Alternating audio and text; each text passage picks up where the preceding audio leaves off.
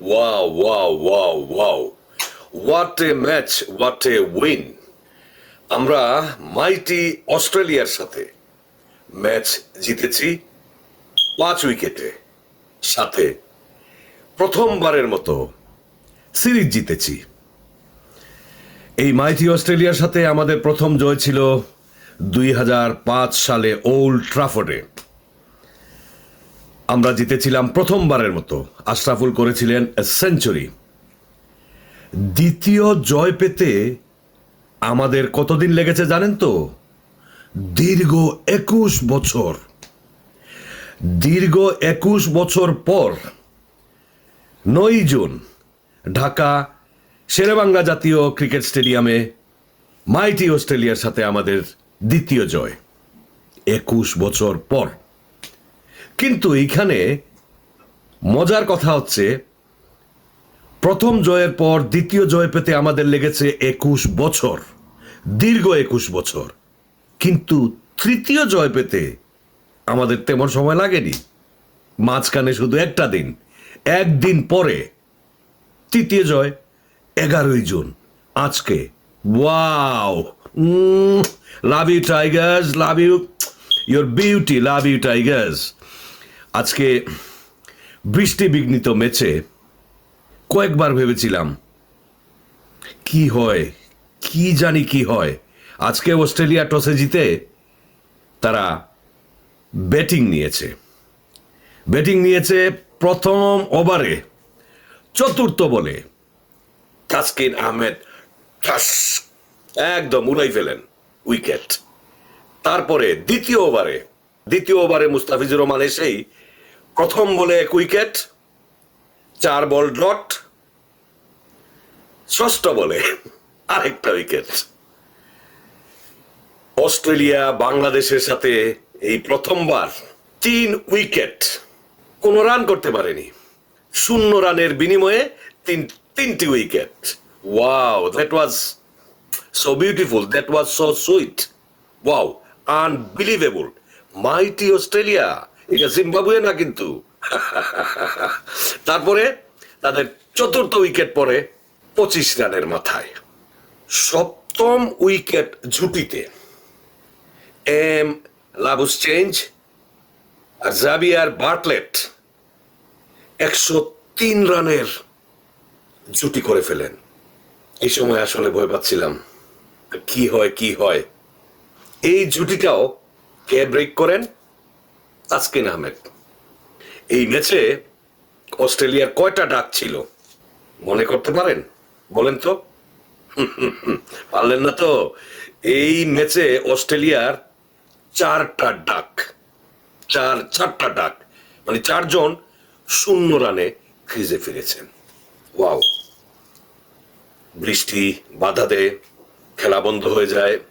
লম্বা বিরতির পর খেলা যখন আবার শুরু হয় তখন ডিএলএস মেথডে খেলাটা চলে যায়। বৃষ্টির কারণে যদি বাধা বিঘ্নিত না হতো তাহলে আরো কিছুক্ষণ সময় পেলে আমরা 50 ওভারের আগে অস্ট্রেলিয়ান ইনিংস শেষ করে দিতে পারতাম। মাত্র 2টো উইকেট বাকি ছিল। অস্ট্রেলিয়ার ছিল 187 ফর 8। বৃষ্টি। লম্বা বিরতির পর যখন ডিএলএস মেথডে ওভার কমিয়ে আমাদেরকে দেয়া হয় 41 ওভারে 192 রান করতে হবে বাংলাদেশকে। আমাদের শুরুটাও ভালো হয়নি। তানজিদ তামিম 0 রানে আউট হয়ে গেলে হাল ধরেন সৌম্য সরকার। অনেকদিন পরে টিমে সুযোগ পাওয়া সৌম্য সরকার আর শান্ত। 41 আর 42 রানের জুটি, এই জুটিটাই আমাদের ভিত্তি শক্ত করে দেয়। তারপরে আসেন লিটন 21 রানে আউট হন, বেশিক্ষণ থাকতে পারেনি। তারপরে আসেন তৌহিদ হৃদয়ের সাথে মুসাদ্দেক।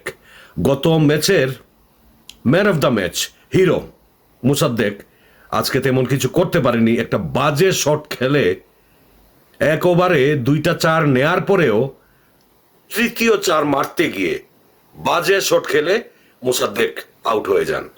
তখনই আমি ব্যক্তিগতভাবে ভয় পেয়ে যাই।